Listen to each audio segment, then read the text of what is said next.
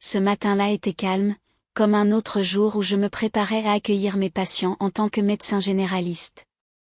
Ma routine consistait à recevoir des personnes avec des problèmes variés, des maux de tête aux douleurs musculaires.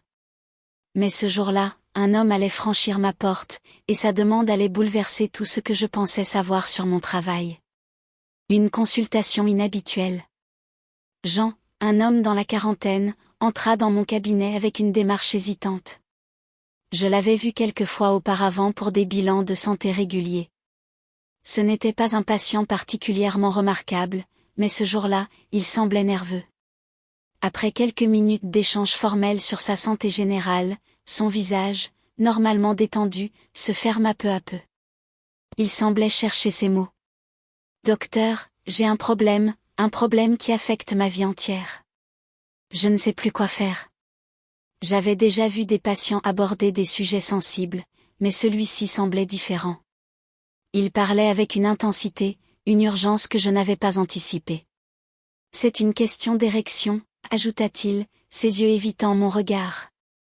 Loin d'être choqué, je restai calme et l'encourageai à développer. « Vous voyez, je suis marié, mais cela fait plusieurs mois que j'ai ce souci. J'ai essayé plusieurs traitements, mais rien ne semble fonctionner, » poursuivit-il d'une voix basse. Il avait l'air fatigué, presque désespéré, comme si ce problème touchait bien plus que sa santé physique. Je lui posai des questions détaillées, explorant ses antécédents médicaux, son mode de vie, ses habitudes. Je voulais comprendre l'origine de son trouble tout en gardant une distance professionnelle, sans me laisser entraîner par l'émotion brute de sa situation. Les problèmes sexuels, bien que fréquents, touchent souvent des aspects profonds de l'identité et de l'estime de soi. Au fur et à mesure de notre conversation, il me fit part de ses tentatives infructueuses avec des médicaments et des consultations chez des spécialistes. Tout semblait sans issue. Je l'écoutais attentivement, prenant des notes tout en cherchant des pistes pour l'aider. Une demande inattendue. Mais alors, soudainement, il me lança une demande qui bouleversa mes certitudes. « Docteur, vous pensez que vous pourriez tester si je suis guéri ?» Il sembla hésitant au début, mais il insista, « Je veux vraiment savoir si je peux reprendre une vie normale. Si vous ne le faites pas, je ne saurai plus vers qui me tourner. » Le silence qui suivit fut lourd, presque insupportable. Ce genre de demande était rare, presque inouï. Mon esprit tourbillonnait, cherchant comment répondre sans perdre de vue mes principes professionnels. Était-il simplement à la recherche de réconfort, ou cherchait-il à éviter de confronter la véritable source de son mal-être? Je restai silencieuse, mes yeux fixés sur Jean, tentant de comprendre ce qui venait de se passer. Une multitude de pensées traversait mon esprit à une vitesse folle. Je n'avais jamais été confrontée à une situation pareille. Bien sûr, certains patients avaient exprimé des désirs de traitement plus intimes, mais une telle demande, c'était inédit. Comment y réagir? Jean, quant à lui, semblait attendre une réponse, ses yeux cherchant une validation qui, pour lui, semblait être la seule issue. Je sais que c'est étrange, mais je pense que seule une personne professionnelle pourrait réellement savoir si je suis guéri, dit-il d'une voix plus basse, presque suppliante, son regard fixé sur mes mains, comme s'il craignait d'être jugé. Je passai une main dans mes cheveux, l'esprit encore embrouillé. Bien sûr, la médecine était ma spécialité, et il était de ma responsabilité de comprendre les besoins de chaque patient. Mais cette situation ne pouvait être résolue dans une simple consultation de routine. Il y avait des limites, des frontières qu'il ne fallait pas franchir. Pourtant, l'homme devant moi semblait sincèrement perdu, comme s'il n'avait aucune autre échappatoire. Il n'était pas juste gêné par son problème, il semblait hanté par l'idée que sa vie pourrait être ruinée par cette incapacité. « Jean, dis-je finalement, ma voix douce mais ferme, je comprends que vous soyez frustré et désespéré. Cependant, ce que vous me demandez n'est pas dans les limites de ce que je peux faire dans un cadre médical. Il est important de suivre des traitements prescrits et d'explorer les causes sous-jacentes de votre problème, mais tester votre guérison de cette manière n'est ni éthique ni approprié. » Un silence lourd s'installa. Ses yeux se baissèrent vers le sol, déçus. C'était comme s'il venait de recevoir une claque en pleine figure. Mais ce n'était pas ma faute. J'avais mes principes, mon éthique professionnelle. Ce n'était pas à moi de franchir cette ligne. Pourtant, je pouvais voir à quel point il était désespéré. Vous ne comprenez pas, dit-il après un moment, la voix tremblante. Je ne sais plus quoi faire. Vous êtes la dernière personne à qui je m'adresse. Si vous ne pouvez pas m'aider, je ne sais vraiment plus où aller. Il semblait si vulnérable, presque brisé. C'était difficile d'accepter cette impression qu'il n'y avait pas d'issue pour lui. Mais je savais qu'il n'était pas seul. Je lui avais déjà expliqué les différentes options disponibles, thérapie, médicaments, suivi psychologique. Cela n'avait apparemment pas suffi. Une tentative pour le guider. Je fis un pas en avant, cherchant à trouver une solution, une porte de sortie. Jean, je sais que c'est difficile, mais il faut que vous compreniez que votre guérison nécessite du temps et une approche globale. Cela prend du temps et implique un engagement de votre part. Nous devons aborder votre santé sous tous ses aspects, et non chercher une solution immédiate. Il me regarda intensément, comme si mes mots n'avaient pas d'impact, comme s'il attendait plus. Donc, vous n'allez rien faire, demanda-t-il. Je soupirai profondément, regrettant de ne pouvoir lui apporter plus de réconfort immédiat. Jean, vous n'êtes pas seul dans ce combat, mais il faut être prêt à suivre le processus. C'est ce que je peux vous offrir pour le moment. Il se leva brusquement, un mélange de frustration et de désespoir sur le visage. Je sentais qu'il était à un tournant, à un moment où il pourrait soit comprendre la réalité, soit se fermer à l'idée que la guérison pouvait prendre du temps. Jean partit précipitamment, presque en claquant la porte derrière lui. Je restai là, seul, les mains tremblantes et le cœur battant plus fort que d'habitude. Son visage, marqué par la déception, flottait encore devant mes yeux. Ce n'était pas la première fois qu'un patient me mettait dans une situation inconfortable, mais celle-ci avait quelque chose de différent. C'était comme si j'avais touché quelque chose de bien plus profond que ce que j'avais imaginé. Un véritable dilemme moral venait de naître, un poids que je n'avais pas prévu de porter ce jour-là. Je me laissai tomber dans ma chaise et fermai les yeux un instant, respirant pour rester calme. La médecine, après tout, ce n'était pas seulement des symptômes à traiter, c'était aussi des vies à accompagner, des histoires à comprendre. Mais je n'avais pas signé pour ça. J'avais une éthique, des principes que j'avais juré de respecter. Alors pourquoi avais-je l'impression de me trahir? L'angoisse de Jean ne m'avait pas laissée indifférente. Il m'avait regardée avec des yeux emplis de détresse, espérant que je puisse résoudre ce problème intime d'un simple geste, d'une simple décision. Mais je savais que rien de ce que je pouvais faire ne réglerait un problème si profondément enraciné. C'était une quête de réparation de l'estime de soi, un besoin d'affirmation qu'il cherchait désespérément, et moi, je n'avais rien à lui offrir de ce côté-là. Un message d'espoir. La journée se poursuivit, mais mes pensées restaient accrochées à cette conversation. Au fond, je savais que j'avais agi selon ma conscience professionnelle, mais il y avait toujours ce sentiment qu'il me manquait quelque chose. Peut-être une approche plus humaine, moins distante? Mais cela aurait-il changé quoi que ce soit pour lui? Je n'en étais même pas sûre. Les patients viennent et partent, mais parfois, certains restent figés dans un coin de votre esprit, vous forçant à repenser vos choix. Le soir arriva plus vite que prévu. J'étais dans mon bureau, prête à rentrer chez moi après cette journée étrange, quand un message inattendu fit vibrer mon téléphone. C'était Jean. Il m'avait écrit pour me remercier d'avoir écouté, mais surtout pour m'annoncer qu'il avait pris une décision importante. Je vais suivre vos conseils, docteur. Je vais essayer de m'engager dans ce processus.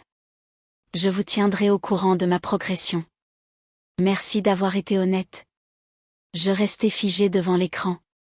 Ce simple message apportait un soulagement que je n'aurais pas imaginé. Peut-être que mes paroles avaient eu un impact, après tout. Peut-être qu'il avait compris qu'il devait chercher ailleurs que dans une solution immédiate. Mais le doute restait là, suspendu dans l'air comme un nuage lourd. Avais-je pris la meilleure décision? L'avais-je réellement aidé, ou avais-je simplement évité d'en faire plus par peur de dépasser mes limites? Une rechute inattendue. Le lendemain, je continuais mon travail, mais cette question me hantait tout au long de la journée. Jean avait pris une première étape vers la guérison, et pour la première fois, je me sentis fière de lui. Mais au fond de moi, je savais que tout ne se passait pas toujours comme prévu dans le monde de la médecine. Rien n'était jamais aussi simple.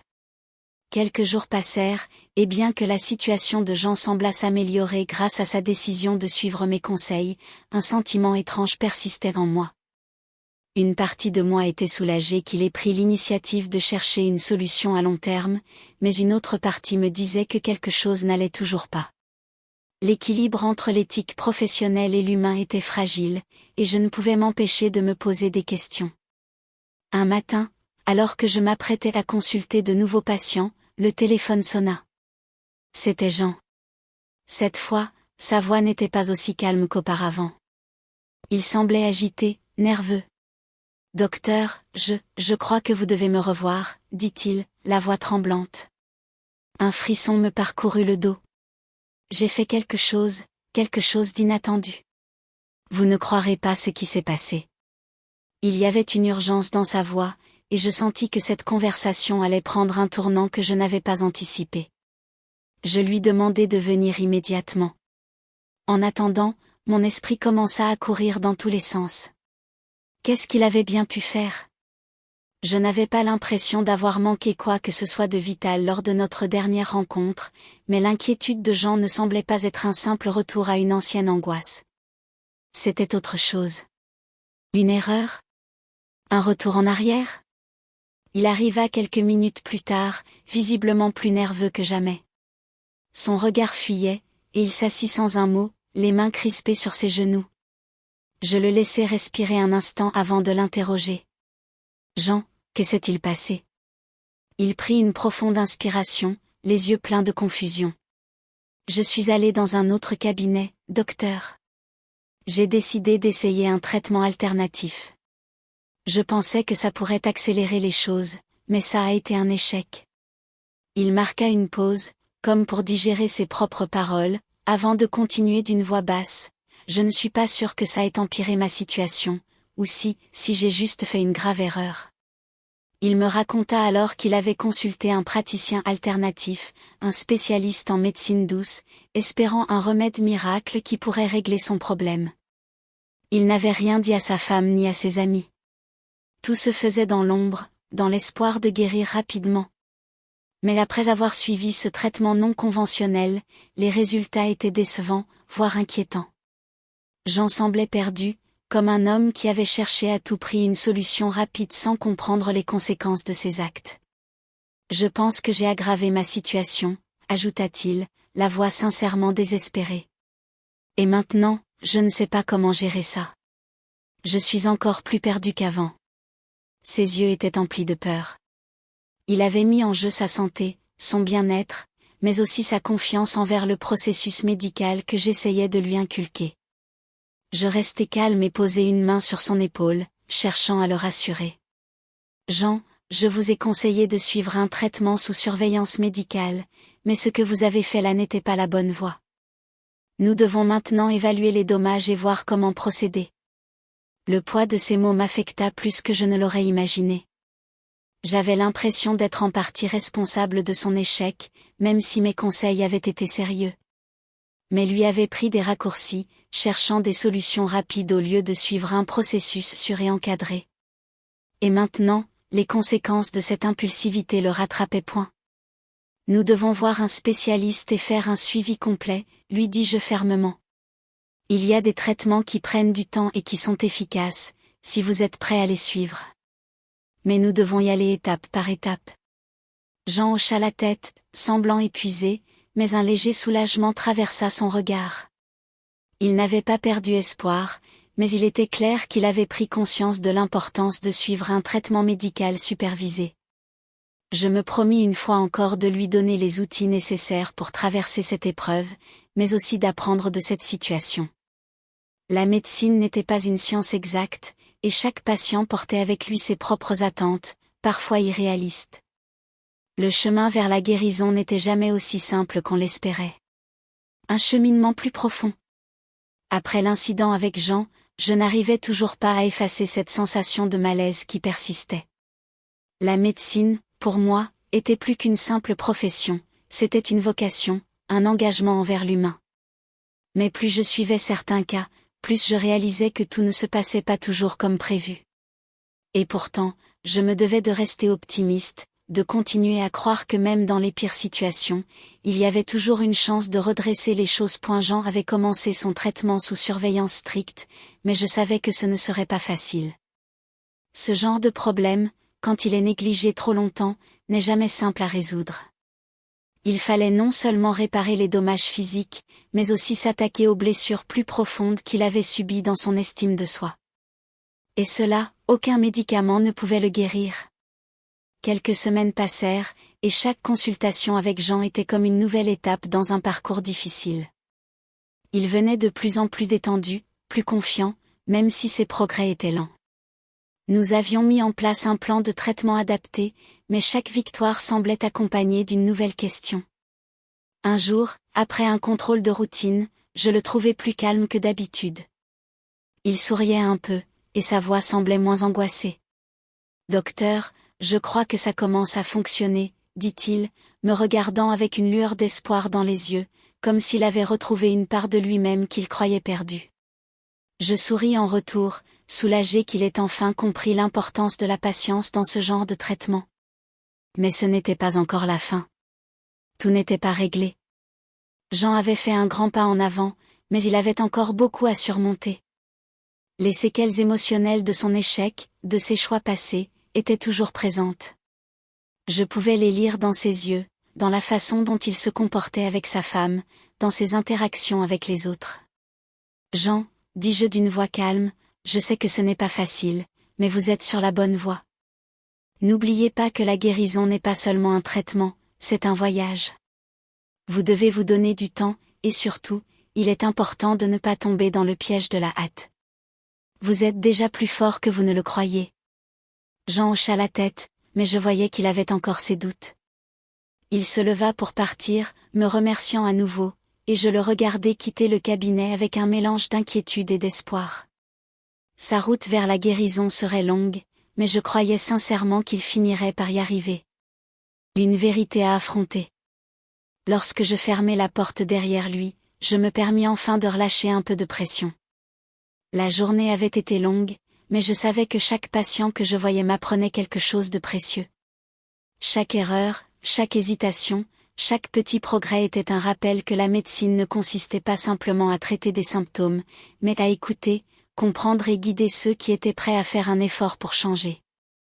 Mais malgré tout, un sentiment de vide persistait. J'avais fait ce que j'avais pu, mais une question restait. Avais-je vraiment fait tout ce qu'il fallait pour Jean ? Avais-je pris toutes les précautions nécessaires pour l'accompagner dans cette épreuve sans qu'il ne se sente encore plus perdu dans son parcours de guérison ? Le doute m'envahit, mais je savais que dans ce métier, il fallait apprendre à accepter que certaines questions restaient sans réponse. Parfois, il n'y avait que l'espoir, la confiance et la persévérance qui pouvaient faire la différence.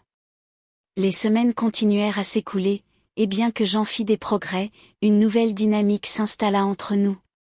Son traitement avançait lentement, mais sa santé semblait sur la bonne voie. Cependant, il y avait quelque chose de plus profond qui commençait à émerger, quelque chose que je n'avais pas anticipé. Jean, qui semblait plus détendu lors de nos dernières consultations, commença à poser des questions sur son passé. Il se questionnait sur les erreurs qu'il avait commises, sur les choix qu'il avait faits, surtout sur ses relations, notamment avec sa femme. Un jour, alors qu'il venait pour un contrôle, il m'avoua qu'il avait commencé à envisager de parler de tout cela à sa femme. « Docteur, dit-il, je pense qu'il est temps de lui dire la vérité. Je ne peux plus vivre avec ce secret. Je lui ai menti pendant des années, et je vois maintenant que ma guérison ne pourra être complète que si je me libère de ce poids. » Il marqua une pause, son regard perdu dans le vide. « Mais je ne sais pas si elle pourra me pardonner. C'est une histoire de trop, et j'ai peur que ça détruise tout ce que nous avons construit. » Je le regardai silencieusement, réalisant que la question qu'il se posait n'était plus simplement médicale. Il s'agissait d'une question existentielle, une confrontation avec son propre passé. Son problème physique n'était qu'une partie de l'équation, une partie bien visible, mais tout autour de lui se construisait une toile d'incertitude, de doute et de non-dit. Et cela, en fin de compte, avait plus de poids que n'importe quel traitement. Jean, commençai-je doucement, la vérité a un pouvoir énorme, mais parfois, elle peut aussi faire mal. Si vous décidez de parler à votre femme, ce sera un tournant majeur dans votre relation. Il ne s'agit pas seulement de la vérité, mais de la manière dont elle sera reçue. Vous devez être prêt à affronter ces réactions, quelles qu'elles soient. La guérison ne viendra pas seulement du traitement, mais aussi de ce courage que vous devez avoir pour rétablir la confiance. Il me regarda, son regard plus ferme qu'auparavant. Je sais, docteur, mais je suis fatigué de vivre avec cette culpabilité. Et je pense que si elle m'aime vraiment, elle comprendra. Un nouveau chapitre. La conversation m'avait laissé songeuse. Jean avait franchi un pas important en reconnaissant que sa guérison physique n'était qu'une petite victoire par rapport à ce qu'il devait résoudre à un niveau plus profond. La vérité, quelle qu'elle soit, devenait une nécessité, et il devait faire face à ses erreurs pour pouvoir avancer. Le lendemain, Jean m'envoya un message. Il avait décidé de parler à sa femme. Il me remerciait pour mon soutien, mais je savais qu'il préférait garder cela privé. L'inquiétude ne me quittait pas. Comment allait-elle réagir? Accepterait-elle la vérité, ou bien son monde se briserait-il sous la pression de cette confession? Les jours suivants furent un tourbillon. Chaque jour, je me demandais si Jean reviendrait avec de bonnes nouvelles, ou si le poids de ses actions allait finalement le rattraper. Je connaissais les hommes comme lui, ceux qui cherchaient à se libérer d'un fardeau sans vraiment comprendre les conséquences de leur révélation. Et elle finit par revenir, un peu plus détendue, mais son visage trahissait une fatigue nouvelle, une épreuve qu'il avait traversée. Il m'expliqua qu'il avait parlé à sa femme. Tout n'est pas facile, dit-il, mais elle m'a dit que c'était dur, mais qu'elle ne m'abandonnerait pas. Elle veut qu'on se batte ensemble. C'est compliqué, mais je pense qu'on pourra y arriver. Je sentis un soulagement me traverser. La vérité, aussi douloureuse fût-elle, avait été entendue. Mais je savais que ce n'était que le début d'un nouveau chapitre dans leur relation. Le chemin vers la guérison serait encore long, mais ils avaient fait le premier pas ensemble. Et parfois, c'est tout ce qu'il faut, de l'honnêteté, du courage, et un peu de chance pour traverser les épreuves du passé. Une reconstruction lente. La confession de Jean à sa femme n'avait pas été un soulagement total. Au contraire, elle avait ouvert une nouvelle ère de questionnement et de défis. Si Jean avait enfin levé le voile sur ses erreurs, il était désormais confronté à la tâche la plus difficile, réparer les blessures qu'il avait infligées, non seulement à lui-même, mais à la personne qu'il aimait. Ce qui avait commencé comme un simple problème de santé physique s'était métamorphosé en un cheminement plus complexe, où la guérison de son corps devenait presque secondaire face à celle de son âme. Quelques jours après leur discussion, Jean revint me voir, les yeux marqués par l'anxiété.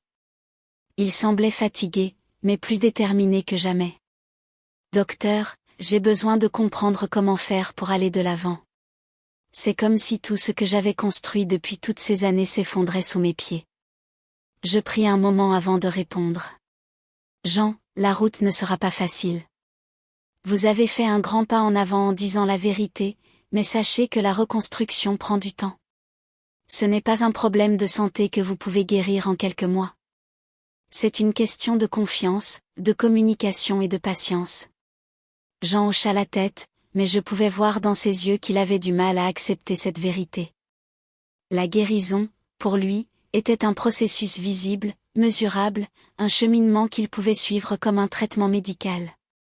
Mais ce qu'il ignorait, c'était que la guérison émotionnelle ne suivait pas cette logique. Elle était imprévisible et souvent douloureuse. J'ai parlé à ma femme, poursuivit-il. Elle veut qu'on essaie, mais elle m'a dit que c'était plus compliqué que ce que j'imaginais. Il va falloir qu'on se reconstruise, qu'on travaille ensemble. Et je me rends compte que ça ne va pas être facile. Sa voix tremblait légèrement, mais il continuait, je pense que je dois tout reconstruire, non seulement pour elle, mais aussi pour moi. Je le regardais en silence, mes pensées partagées entre le soulagement de voir qu'il commençait à comprendre l'ampleur de son chemin et la réalité qui l'attendait. Jean, dis-je enfin, ce que vous ressentez maintenant, ce poids sur vos épaules, c'est le début de votre travail intérieur. Vous devez accepter que le temps joue un rôle crucial dans la reconstruction de la confiance et de l'amour. Et parfois, le temps est votre meilleur allié. Des progrès fragiles. Les semaines suivantes furent rythmées par de petites avancées et de nouveaux défis. Jean suivait son traitement médical, mais ses consultations avec moi étaient devenues plus centrées sur son travail émotionnel. Il parlait de sa relation avec sa femme, de leurs hauts et de leurs bas. Il partageait ses peurs, ses doutes, et parfois même ses espoirs.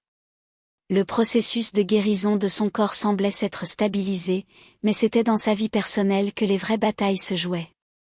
Un jour, Jean arriva avec un sourire timide mais sincère.